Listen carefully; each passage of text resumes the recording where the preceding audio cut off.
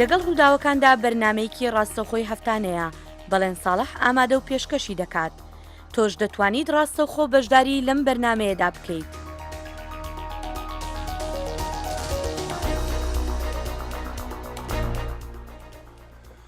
خۆشەویستانم ئەو کاتەتان شاد باندیەی بەڵێن ساڵح هاتنەوە بۆ پێشکەشکردنی بەرنمەیەکی نوێی لەگەڵ ڕووداوەکاندا. تونند و تیژی بەرهەمدێنێ پیادەکردنی سیاسەتی نەخوازرا و گەشە بە داعش و داعشیەکان دەسەنێ جا لە هەر شوێنێکدا یانیش لە هەر سەردەمێکدا بێ. ئەگەر وایە ئەی لەسەر وەختی سەدام حسەیندا بەو هەموو تونند و تیژی و خوێن ڕشنانەی لەسەر وەختی دیکتاتۆریەکەیدا دەیکرد بۆچی داعشێکی بۆ دروست نەبوو؟ عێراق ئەمڕۆ بە ڕەوشێکی هەستیار و ترسناکدا ڕەت دەبێ کە وەک زۆرێک لە گەورە کاربەدەستانی وڵاتەکە دەڵێن جارێکی تریش ئەم وڵاتە بە شەڕوێران بۆ کەوتۆتەوە لێوارەکانی شەڕەگەورەکەی ترس و دڵەڕاوچەی لە ئایندەی وڵاتەکە هێناوەتە ئاراوە. شەڕی تایفەکان لە عێراق گەرم و گوڕە. هەندێک بە پیلانێکی وڵاتانی ناوچەکە لێکی دەدەنەوە، هەندێکی تریشیان دەڵێن کاردانەوەیە بەرامبەر نووری ئەلمالکی و دەشڵێن دەرفەتێکی گەورەشە بۆ کورد لە عێراقدا. هێندەی ئەوەی پەیوەستە بە کوردەوە وەک دەگوترێ ئەو دەرفەتەی بۆی هاتوۆتە ئاراوە، ئایا کورد ڕادەکێشێتە ناو شەڕێکەوە کە هێشتا ناتوانرێ ڕەهەندەکانی دیار بکرێن لە پێناو وەدیهێنانی خەونە لە مێژینەکەی؟ ئەگەر کورد ببێتە بەشێک لەم شەڕە لە کام بەرەیاندا دەبێ؟ شیعە سوننە ڕەوایی بە کام بەرەیان دەدات لە دەمێکدا ئەزمموی فەرمانڕەوایەتی پێشووی سوننەکان بێ لە سەرکوتکردن هیچی تری بە کورد نەبەخشیوە و ئەزمموی فەرمانڕەوایەتی شیعەش بۆ کورد تاڵ بووە. لە عێراق هەموو لایەنەکان ئیدانەی تێرۆر دەکەن، بەڵام تێرۆر لە گەشەکردندایە و پشتیوانیش دەکرێت. ئازیزانم، لە بەرنامەی ئەمڕۆی لەگەڵ ڕووداوەکاندا میوانداری نووسەر و لێکۆڵەر ئیسماعیل حەمەئەمین دەکەین کە لە ڕێی سکایپەوە لەگەڵماندا دەبێ. کاک ئیسماعیل، زۆر سوپاسی ئامادەبوونت دەکەم. کاک ئیسماعیل، با سەرەتا بۆ پرسیارە دەست پێ بکەین. ئەگەر داعش نەبووە سوننە بە تەنیا دەیتوانی ئەم جۆرە بەرەنگاربوونەوەی مالکی سیاسەتەکانی مالکی بخاتە ژێر پرسیار و گومانەوە و ڕەوشێکی ئاسایشی لەم شێوەیە بۆ عێراق دروست بکە؟ بە هیچ شێوەیەک نێتوانێت حقیقەتێکی و ئەم هێزەی کە بە ناوی داعشەوە لە پڕێکا پێیا بووە وەکو کارچکێک چۆن هەورە تشقەیەگەبی کە تشقە دەست پێێک لەم کارچەکە لە تۆ لە پڕێکدا ئێمە بینیم هێزێکی گەورەی 1500 کەسی ئێن سوپای کەسی 1000 کەسی ڕاوەبین. ئەم هێزە بۆ یەکلاکردنەوەی وە بۆ تۆخکردنەوەی شوناسە دینی مەزهەبیەکانی عێراق هاتووە. ئەم هێزە خۆی لە خۆیان لە ئەنجامی شکستی هێنانی فۆرمی حکوومەتی مرکزی عێراقی وەخۆ. ئەم فۆرمە هەر لە سەرەتاوە بووە و ئەم فۆرمە وای کردووە کە نەیتوانین بە هیچ شێوەیە هەموو پێکاتە جیاجیەکانی عێراق یەک حکوومەتی فیدرالی یاخود کۆنفیدرالیدا بۆ بکاتەوە. من تەسەوورەکەم پەیدابوونی سوننەکان ئەگەر هاتوو داعش نەبووە نەخێر نەیانەتوانێت ئێستا ببن بە بەشێک لە هاوکێشەی یەکلاکردنەوەی حساباتی سیاسی خۆیان. بەڵێ، هەر لە پاش پێکاتنی ئەم دەوڵەتی ئیسلامی لە عێراق و شام داعش بە ڕێکخراوێکی تێرۆریستی ناودێرکرا. سوننەکان ینی لە بەرامبەر ئەو سیاسەتانەی مالکی وەکو خۆیان باسی دەکەن، ینی هیچ دەرفەتێکی کەیان نییە تەنها پەنابردنە بەر تێرۆر. ئایا مالکی ڕاستە کابرایەک بووە لە ماوەی ئەم 8 ساڵی فەرمانڕەوایەتی کردنیدا ناڕازیبوونی خەڵکی زۆر زیاتر بووە وەک لە دەستخۆشی لێکردن، ینی تەنانەت لە ناو ماڵی شیعەشدا گلەیی و ناڕازی بوونیەکی زۆر هەیە. ینی ئەم پیاوە لە 8 ساڵی کارکردنیدا ئەو دەرفەتەی نەهێشتۆتەوە کە قسە لە هەندێک ئیشی باشیشی بکرێ. بەڵام پرسیارەکە لای من ئەوەیە بەڕاستی ئایا پەنابردنە بەر تێرۆر بۆ گۆڕانکاری لە سیاسەتی حکوومەتەکەی نورین مالکیدا، ئایا پەنابردنە بەر تێرۆر بۆ فشارخستنە سەر مالکی، ئایا پەنابردنە بەر تێرۆر بۆ هێنانە ئارای گۆڕانکاری لە عێراقدا، ئەمە شتێکی ڕەوایە؟ کاک بەڵام پێویستە ئێمە جیاوازیەکی زۆر گەورە بکەین لە نێوان دوو گوتارە پێویستە گوتاری کێشەی سونە لەگەڵ گوتاری داعش جیا بکەین داعش هێزێکە لە پشتەوە کۆمەڵێک هێزی تر وەستا ئەگینا داعش بە هیچ شێوەیەک بەشێک نەبووە و ئیسلامیەکان و تەنانەت قاعیدەش بە هیچ کاتێک تعبیر نەبووم لە خواستویستەکانی سونە بیرت نەچێت بۆ مدەی لەوەتەی دروستبوونی حکومەتی عێراقی و حکومیان لەدەستدا ینی لە زمانی مەلیک فەیسەڵەوە تۆ بیگرە هەتاوەکو وەگاتە سەدام حوسێن کە ئەخیر سەرکردیانە لەبەر ئەوە وەکاتێکە شیعەکان ئێنە سەر حکوم و هەروەها کوردیش بە شێوەکان سونە هەست دەکات کە جارێکی تر تێک و تێگەشتکرد وەکو پێم وتی داعش بە هیچ شێوەیەک تعبیر با ئێمە لە گوتارمانە لە قسەکردمانە سونە و داعش لە یەکتر جیا بکەینەوە داعش هێزێکە بۆ یەکلاکردنەوە و بۆ دووبارە گۆڕینی خەریتەیەکی سیاسی هاتووە ئەگینا قەت تەسەوور ناکەم بە هیچ حساباتێکی عسکەری بە هیچ حساباتێکی لۆجیک بیر بکەینەوە 1500 کەس ناتوانێت سوپایەکی پرچەک و مدەڕەب لەلایەن ئەمریکیەکانەوە ڕاوبنێ کە زیاد لە 30,000 کەس ئەبن وە لە پڕێکا لە شەو ڕۆژێکدا ئەم هێزەکەیە ئەبن وە لە پڕێکدا ئەتبینین سوپای عێراقی شەڕ ناکەن سوپای عێراقی بە هیچ شێوەیەک تا ئەم حەدە شەڕی نەکردووە ئەبێ پرسیارێکی ئێمە ئەوە بێت کە هەمیشە گوتاری سونە جیا بکەینەوە وە گوتاری سونە لە گوتاری بەعز جیا بکەینەوە وە گوتاری لەبەر ئەوەی بەعسیش ئەم شەڕی بەعسە و شەڕی تودڕەویە هاتووەتە ناوچەکەەوە بەڵام چی لە پشتە و چی هێزێک لە پشتێتی و بێدەنگبوونی دنیا لە بەرامبەر ئەم هێزە چۆنە ئەمە هەموو پرسیارانە پرسیاری کراوە هێزدا بەڵێ بەڵام کاک ئیسماعیل ناتوانین نکۆڵی لەوە بکەین ینی وەکو جەنابیشدا ئاماژەوە پێکرد هێزێکی 1500 کەسی لەشکرێکی گەورە و گراندا ڕمێنێ دەست بەسەر ژمارەیە شاری سەرەکی عراقیدا دەگرێ ئەمە ئەگەر پشتیوانی ناوخۆی لەگەڵدا نەبووایە بە تایبەتیش لە ناو کۆمەڵگای سونەکاندا ئەم هێزە چۆن دەیتوانی ئەم کارانە بکە جۆرێک سۆزداری هەیە بۆ قاعدە هەر لە ئەوڵەوە هەبوو لە ئەوڵەوە بیرە نەچێت بەعسیە کۆنەکان سۆزداریان هەیە بۆ قاعدە لە بەروی هەستیان بە هەڕەشە کردووە لەلایەن کورد و لەلایەن سونەوە و کورد و لەلایەن کورد و شیعەوە ئەم جۆرە سۆزداریە هەیە ئەمە ئینکاری لێ ناکرێت لەبەرەوەی لەبەر ئەوەی حکومەتی مالیکی فەشەلی هێنا لەوەی کە بتوانێت سونەکان و کولتوری مەذهبی لە عێراقا نەهێڵێت و بیکاتە چوارچێوەیەکی دەوڵەتی دیموکراسی بەمانای ئەوەی تۆخکردنەوەی شوناسە مەذهبیەکان لە ئەستۆی حکومەتی مەرکزی عێراقیە و لە ئەستۆی سیاسەتی غەڵەتی مالیکیە و ئێستا وای کردووە کە سونە پەنا بەرێتە هەچی هێزەبێ بۆ پاراستن لە خۆی ئەزیزم بیرت نەچێت لە بەندیخانەکانی بەڕایە خەڵکی تیا هەیە 6 ساڵ 8 ساڵ بەندکراوە نازانی بۆ بەندکردنی سجنەکانی عێراق پڕ بووە لە خەڵک لە مووسڵدا ئەوەی سەیتەرەکانی سوپای عێراقی بە خەڵکی مووسڵیان کردووە ئەوەندە داعش حەزێتی نەیاون یعنی لێرەدا کێشەیەکەیە فەشەلی فۆرمی حکومەتی مەرکزی لە عێراقا ئەبێتە هۆی ئەوەی کە نەک داعش بەڵکو هەموو هێزێکی تر ئەم خەریتە سیاسیە تێکوە ئەوە من بە تەسەوری من پێویستە جارێکی تر بیر لەوە بکرێتەوە کە عێراق چییە و پێویستە جارێکی تر پرسیار بکرێت دەربارەی ئەوەی کە سوپای عێراقی کێ و بینیمان سوپای عێراقی سوپایەکی فاشلە سوپایەکە لە زمانی عەبدولکەریم قاسمەوە و لە زمانی مەلیکەوە بۆردومانی سلێمانی کردووە شیعی کوشتووە دنیای کوشتووە ئەی کەواتە ئێستا کۆی عێراق لەم ڕووداوایە ئەکەوێتە ژێر پرسیارەوە لە سیاسی کاک ئیسماعیل ژمارەیە پەیاممان بواتۆ لە تۆڕی کۆمەڵایەتی فەیسبوکەوە هەوڵ دەدەم پەیامەکان بۆ جەنابەت بخوێنمەوە و تۆش بەپێی ڕوانینی خۆت وەڵامیان بدەیتەوە پەیامی یەکەم لە خاتوو بەهار کەمالەوەیە دەڵێ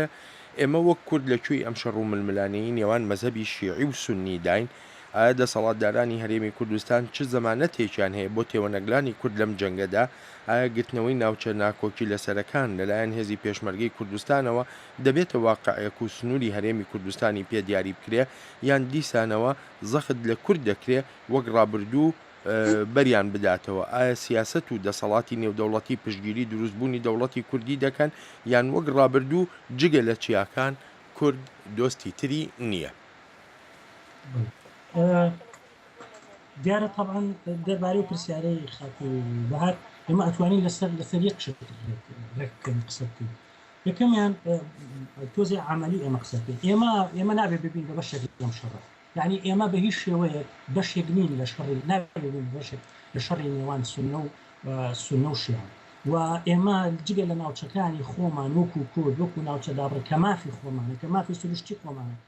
کە بەشێکە لە مافی چارەنووسی خۆمان لەوەندە زیاتر نابێ خوێن یەک پێشمەرگی ئێمە بڕژێت چونە ناو ئەوەی کە ئێمە بە حجەتی ئەوەی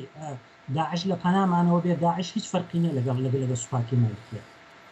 سوپای عێراقی لە کاتێکدا کە شەڕی داعشی نەئەکرد لەم دووسێ هەفتە لەمە بەر شەڕی پێشمەرگەیە کرد. کەواتە لێرە ئێمە ئەتوانین بڵین چەندە داعش هەڕەشەیە ئەوەندەش ئەو هێزە نادیموکراتیانەی لە عێراقا هەم هەڕەشەن بەسەر ئێمە. لەبەر ئەوە پاراستنی سنوورەکانی کوردستان پاراستنی هەرێمی کوردستان وەچونە ناو جێگە ناکوکانەوە یەکێکە لە ئەرکەکانی ئێمە لەوە زیاتر ئێمە پێویست ناکە بچینە شەڕێکی نێوان سونە و شیعە. بۆچی لەبەر دوو هۆکاردەیان ئێمە بۆ بەهارخانی نەتەنها یەکەمیان ئەوەیە ئەگەر هاتو ئێمە بچینە ئەم شەڕەوە مصداقیەتی ئەوە لە دەست ئێین کە ئێمەی کورد تاوەکو ئێستا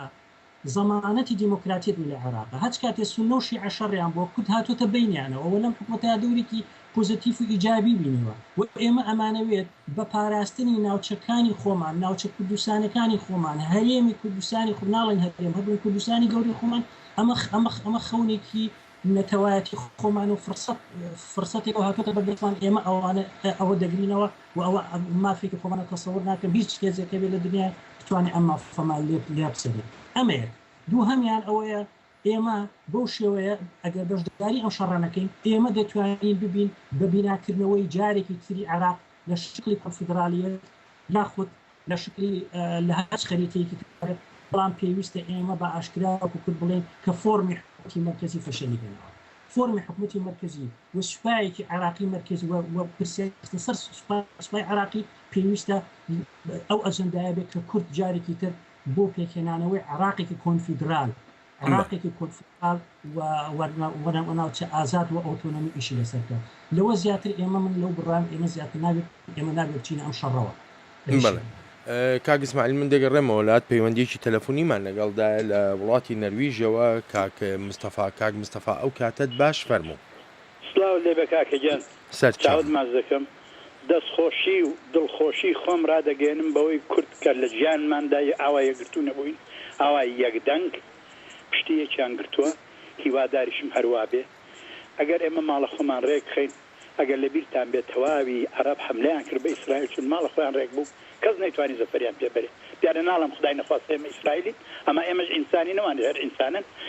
مای دڵخۆشیمەوە تا فامم کردێتەوە بە دوای سیاست کەوتوم ئەو حوتووە من جوان بوومەتەوە دڵم خۆشە کورد ماڵی خۆی ڕێکستۆتەوە پێ پشتیان بە پشتێک داوە کورد نابێ بە هیچ قیمەتێک بە هیچ عینوانێ شەڕی لە مەرزی خۆی شەڕ بەرێتە دەرێ نابێ کورد بە هیچ عینوانێ ئەمن دیارە کەس نەسیحەت ناکەم پێشنەهات دەکەم داوا دەکەم لە ڕێبەرانی کورد لە مەسئولین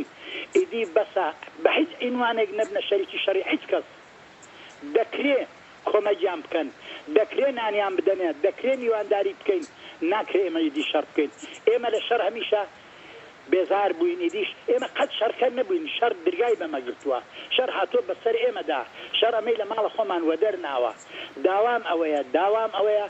ئەیدی من ئەلحان زەحێڵ بوومەتەوە ئەوەندە دڵخۆشم چون کورد قەت بووە لە ژیانی پشتیوە پشتیەک نەداوە زۆر خۆشحاڵم زۆر دڵخۆشم باوەڕ حدێک دڵخۆشم مەگە خوددا بزانێ هیواداری کاک مستەفا گیان کورد لە هەموو ئورگانەکان لە هەموو حیزبەکان حەچی لە بینیاندا بووە خلاصی کەن ئێستا کورد لەدایک بووە بە هیچ عینوانە شەڕ نەکەن بە هیچ عینوانێک ئەگەر لە بیریشتان بێ عەرەب زۆر جاران هەڵاتون سەعرای سینام بە جوانی لە بیرە هەڵاتن هەمویان تاویلدا لە بیرمە لە کۆیدرا هەڵات بوون 18 کەسم لە جیبێکی فەرمەندەیدا دیت هەموو بێ پێڵاو هەڵات بوون لە شوملی ئەو دەمە من لە شوملی پەناهەندە بوو کاک مستەفا گیان زۆر سپاس دەکەم دیسان داوا دەکەم ئارەزووی من ئەوەیە کورد ماڵی یەک بێ بەغەیرەوە حەچی دیکەم ناوێت لە ژیانم کورد زۆر دەوڵەمەندە لە هەموو بارێکەوە لە باری ماڵیەوە لە باری ئۆکۆنۆمیەوە فقط کورد دەبێ یەک بێ دڵی ناخاوێن بێ پێکەوە. زۆر سپاس دەکەم کاک مستەفا، هیوادارین بەردەوام شادمان و بەختەوەربی. کاک ئیسماعیل دەگەڕێمەوە لای خۆت لەگەڵ ئەو تێبینی و سەرنجەی کە کاک مستەفاش پێی داین، بەڵام کاک ئاسۆ ئەکرەم حەداد لە تۆڕی کۆمەڵاتی فەیسبوک بۆی نووسیوین بە دیوێکی تردا ئەوەی ئێستا ڕوودەدا سیناریۆیەکی تری بەرەی گلۆباڵایزیشنە بۆ ڕاستکردنەوەی نەخشە و هەڵەی ناوچەی خۆرەڵاتی ناوەڕاست و پێدانی مافی کورد کە پێکێنانی وڵاتی نەتەوەیی ئەگەر بە هەڵە لە بۆچوونەکەم نەڕوانن مەبەستی ڕێگەیاندنی دەوڵەتی سربەخۆیی کوردیە. ئەگەر هەر تێبینیە کە تەبێت هەم لەسەر قسەکانی کاک مستەفا و هەم لەسەر ئەو تێبینیەی کاک ئاسۆش. طبعا بالنسبة لكاك مصطفى گوتاری ماڵی کوردی گەورەترین کێشەی کورد تا ئەوە بۆ کە گوتارێک و جیهانبینیەکی کوردی نەبووە تا و هەمیشە سیاسی کوردی و عقلی سیاسی کوردی لەسەر بنەمای تەرازوی هێزەکان کاری کردووە وەک لەسەر بنەمای جیهانبینیەکی کوردی، جیهانبینیەکی ئازادی، جیهانبینیەکی دیموکراسیانە کار. ئەمە ژوای کردووە کە هەمیشە هێزە کوردیەکان پەرتن بەسەر هێزەکانی ناوچەکە. هیوادارم ئەم جارە ئەم هەڵەیەکەن بەنسبەت سوپای عێراقیەوە قسەکەم عزیزم. ئێمە لە وڵات کۆمەڵی هەواڵە بیستین دوایە سوپای عێراقی جارێکی تر لەلایەن کوردەوە دروستێکرێتەوە و ئەمەش ئەگەر هاتووم هەواڵانە ڕاست بێ، ئەگەر هاتوو لە قەڵات چوالان ببێتە مڵگایەک بۆ دروستکردنەوەی وحدەکانی سوپای عێراقی لەژێر هەچ ناوێکا بێت، ئەمە گەورەترین هەڵەیەکە ئەکرێت کە ئێمە پێویستە پرسیار بخینە سەر پێ کاتی سوپای عێراقی نەک سوپای عێراقی دروستکردن. هەڵەی کورد لە بەغا ئەوە بوو کە یەکەم شت کە کردیان ئەوە بوو لە جاتی ئەوەی ئەجندای کوردی لە پەرلەمانە پرسی جینۆساید، پرسی ئەنفال، پرسی کوشتنی شیعە، پرسی پێکهاتی ئەم سوپایە هەمیشە هەبوو تائیفی بووە، یان بەدەستونەوە یان بەدەست شیعە بوو یاخود دژی کرد بووە یاخود بە سونە و شیعە دژی کرد بوو. پێویستە ئێمە ئەم لەوە تێبگەین هەموو هەوڵدانێک بۆ دروستکردنەوەی فێرقەکان، دروستکردنەوەی چەنەها کەسی وەکو زەیدی و چەنەها کەسی وەکو عەبدول کێشەنشەلە و عەدنان خێرۆڵایە و ئێمە ئەم فۆرمە نابێت جارێکی دووبارەکەین. لەبەرەوە من یەکبوونی گوداری کوردی لەوەدا دەبین کە ئێمە بە هیچ شێوەیەک هاریکاری هیچ سوپایەکی نەکەین جگە لە سوپا و لە هێزی پێشمەرگەی کوردستان و ئەمەش واقعی ئێمە کوردی دوتانێت بەنسبەت ئەو تیاری ئەو هاوڕێ کاک ئاسۆ بەڵێ بەحەقەت زین چۆنە ئێمە من نامەوێت زیاتر بچمە بنەما فکرەکانەوە. ئەمە یەکێکە لەو سیاسەتە غەڵەتانی نیو لیبرالیزم و نیو کۆنزەرواتیڤیزم زانی کە ئێد لە جیاتی ئەوەی شناسە دیموکراتیەکان لە دەرەوەی وڵاتەکانی خۆیان لە دەرەوەی مۆدێرنە لە دەرەوەی خۆرئاوا کات تۆخ بکاتەوە شناسە تائیفەکان زانی ئێت ئەمە فەشەلهێنانێکی تری سیستمی مۆدێرنە ئەوە سیستمی دوای کەپیتالیزمە بۆ ئەوەی کە ئەچێ هەمیشە شناسە تائیفەکان، شناسە مەزهەبەکان، هەموو عەرەبەکە بە سونە، هەموو عەرەبەکە بە شیعە و تەنانەت لە ئیعلامیشیانە تەئکید لەوە ئەکەن، بەڵام هەرگیزە و هەموو کورد دەکاتە یەک خانەوە و هەروە چاو پۆشێ لە هەموو ئەو هێزە نوێیانەی کە ئەم کۆمەڵگەیە هەبێت. من لەگەڵ کارێکمام لەگەڵ ئەوەیان کە بە حەقەت وایە ئەمە دووبارە تەقسیمکردنەوە و دووبارە کۆلۆنیالیکردنەوەی دنیاە لەلایەن پۆست کەپیتالیستەوە لەلایەن وڵاتانی خۆرەوە، بەڵام ئەوەیە ئێمە شوێنی ئێمە لە سیاسەتا چۆنە و گوتاری ئێمە چی ئەمە ئەو پرسیارەکە دەبێ. کاک تەحسین عەبدوڵڵامان لەگەڵدا لە هەولێرەوە. کاک تەحسین ئەو کاتت باش فەرموو. ئەم کاتەی ئێوەش کاک دەڵێ زۆر سپاس. سەبارەت بە تەوەری سەرەکی بەرنامەکەتان من پێم وایە بەڕاستی ینی داعش ئێستا عێراق بەرەو زیاتر تۆخکردنەوەی ململانێ و هەروەها ناخوچە تایفەکان دەبات و لەلایەکی تریشەوە کابێت لێکترازان لە نێوان لایەنەکان ئەو لایەنانی کە هێزی سەرەکی بوون لە دووبارە دارشتنەوەی دەوڵەتی عێراقی تازە لە دوای 2023 کابێت ناکۆچەکان یان لێکترازانەکان زیاتر دەبێت لەبارەی ئەوەی کە ئایا ئێمە وەکو هەرێمی کوردستان چی بکەین. من بەڕێی من پێم وایە نابێت بە هیچ شێوەیەک هەرێمی کوردستان بکەوێتە نێوان ململانەی سونە و شیعە، یعنی تەرەف بێتە لایەنێکە تەرەفێک جات شیعە یا سونە، بەڵکو دەبێت ڕەچاوی یاخود چاوەڕێی بارودۆخەکە بکات زۆر بە وردی بۆ ئەوەی کە بزانێت لە دوای ئەو بارودۆخە ینی دوای ئەو بارودۆخە قۆناغێکی ترێتەکایەوە پێم وایە ینی چ مالێکی یاخود لایەنە سنیەکان سەر بکەون لەو بارودۆخە کێشەکە لەگەر کورد دەبێتەوە بۆیە پێویست نەکە ینی زۆر گرنگە پێویست ناکە گرنگە کورد خۆی نکاتە تەرەفێک بەو مانایی کە ببێتە بەشێک لە ململانەی مەذهبی ئەو ململانەی کە مێژوویەکی زۆر دوورودرێژی هەیە بۆیە گرنگە هەرێمی کوردستان زۆر بە وردی زۆر بە دیقەتەوە مامەرە لەگەر بارودۆخەکە بکات. لەشی تر بەڕاستی پرسی تیرۆر لە عێراق ئێستاکە زۆر باوە تا ڕادەیەکی زۆر ینی ناتوانین جیاکاری لە نێوان تیرۆ هەروەهانی گروپی داعش سەبڕاستی ینی زۆر ناڕۆمی پێوە دیار ئایا ئەگەر گروپی داعش هەمووی تیرۆر بێت یعنی کە سنەک بەشێکی زۆری یعنی دەتوانم بڵێن سەروی 180 زیاتری سنەکان لەگەڵ ئەو سیاسەتن یعنی لەگەڵ ئەوە کە داعش حکمیان بکات نەوەک حکوومەتێک کە شیعە بێت بۆیە لێرە مەسەلەکە تۆزێک ناڕوونە ئەو پرسیارەش پرسیارێکیشم بۆ میوانی بەرنامەکەتان بەڵێ فەرموو ئایا جگە لەوەی کە بڵێن ئەو ناخۆشی کە لە مابەینی شیعە و سونە هەیە فاکرێکی ناخۆی بەڵام ئایا پەیوانیە یاریزانەکانی ئەو ململانەیە لە دەرەوەن دەیانەوێ لەسەر ئەرزی عێراقیان لەسەر واقعی عێراق یاریدەکەی خۆیان یەکلایی بکەنەوە ئەوە بەو مانایی هێزێکی ئیقلیمی نیشان بدات یەک لە هێزەکان نیشان بدات کە من براوەی ئەو گێمەم بۆیە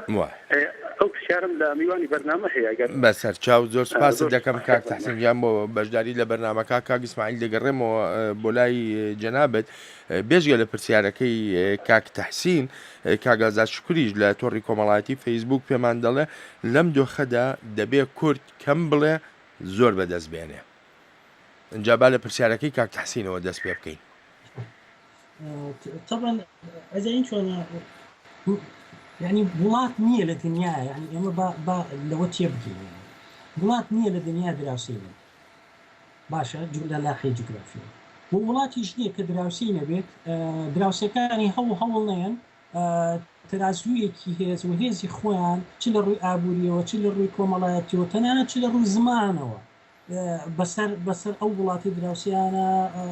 فەرز نەکەن لە زۆران بازی لەگەڵانەکەن کولتوری خواخەکەن ئەمە طبیعەتی بەشەریەتە لەبەرەوە ئێمە کە لە بینی تورکیا و ئێرانی ئەو پرسیارێکە تەقسیم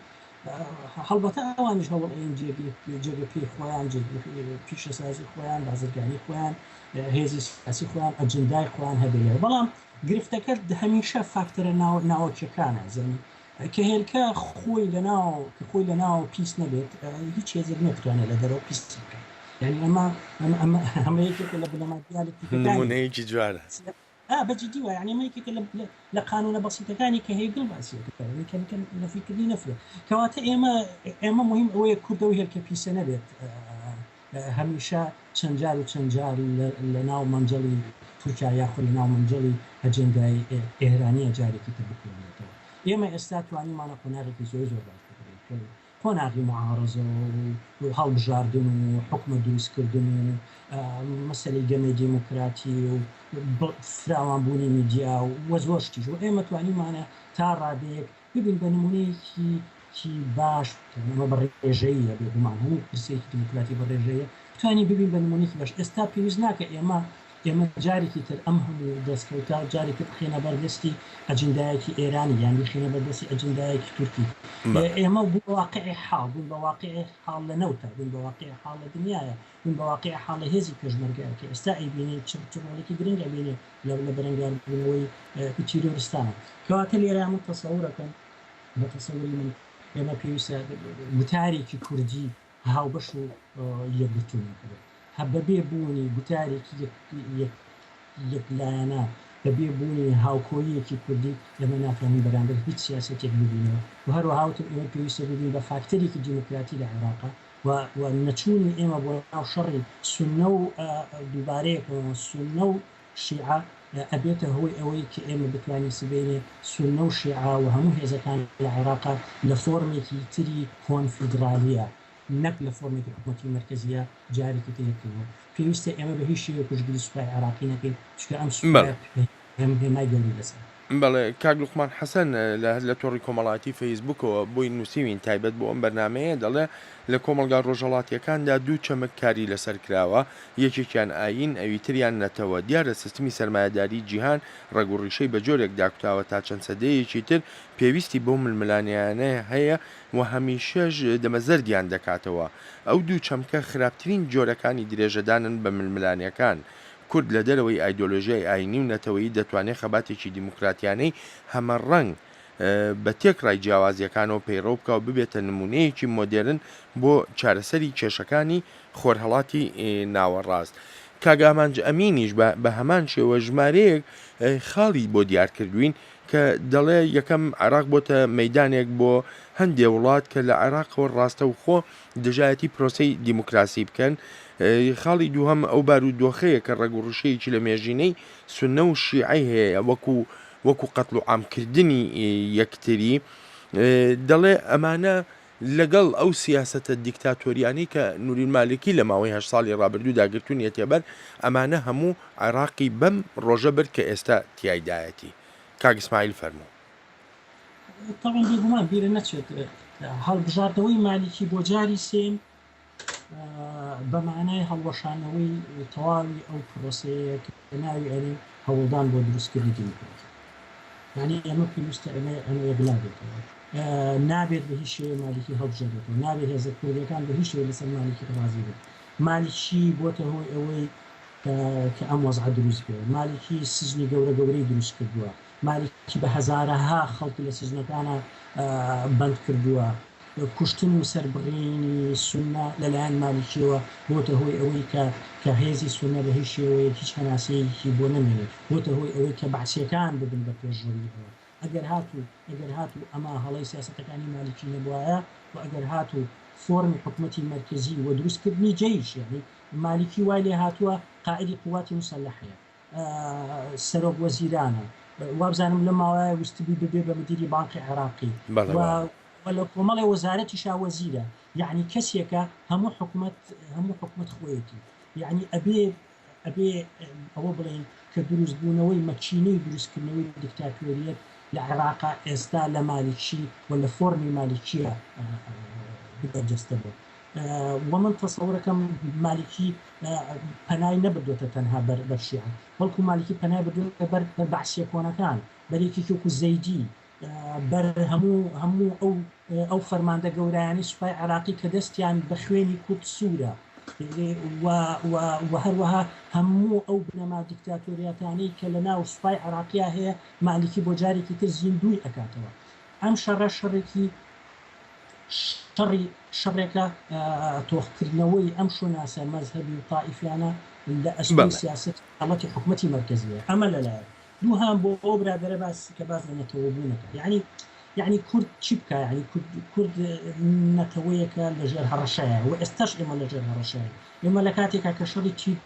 تیرۆرەکەین سوپای عێراقی لەولاوە ئێد لە هێزی پێشمەرگەیە معنای ئەوەیە کە سبەینە داعش بڕوا سوپایەکی تر هەیە کە ئێمە ئەخاتە ژێر هەڕەشەوە مەسەلەی نەتەوەی و مەسەلەی ناسیۆنالیستی بوون دەوڵەتێکم بۆ بێنە لە دنیای ناسیۆنالیست نەبێت دەوڵەتێکم بۆ بێنە لە دنیای بە زمان دیفاع لە زمان و لە شناسی نەتەوەی خۆی نەکەن بەڵام ئێمە لە دژی بە کولتورکردنی ناسیۆنالیستی و ئێمە تەسەوڕەکەین بە هیچ شێوەیەک دیفاعکردن لە قەوارەی نەتەوەی بوون هەندێکی کوردیانە لەگەڵ ڕەهەندەکانی ئازادی و دیموکراسی بە هیچ شێوە جودانی و دژبێت ناوەستنەوە. کاک ئیسماعیل زۆر سوپاست دەکەم بۆ بەشداریت لە بەرنامەی ئەمڕۆی لەگەڵ ڕووداوەکانە سوپاس و پێزانینم. سپاس بۆ خۆشەویستانم لێرەدا دێینە کۆتایی هەم بەرنامەی لەگەڵ ڕووداوەکان و هەم بەرنامەی ئەم کاتژمێرەشمان تا بەیەک گەیشتنەوەی داهاتوومان کە ڕێک پاش دوو کاتژمێری ترە ڕێز و خۆشەویستی هێرۆ زەنگەنە دەرهێنەری بەرنامە هەروەها ئەندازیارانی دەنگ و مێنە و خۆشم بەڵێن ساڵح پەسەند بفەرمونون هەر لە خۆشیە جەتان بێڵین ئێرە واشنگتنە دەنگی ئەمریکا.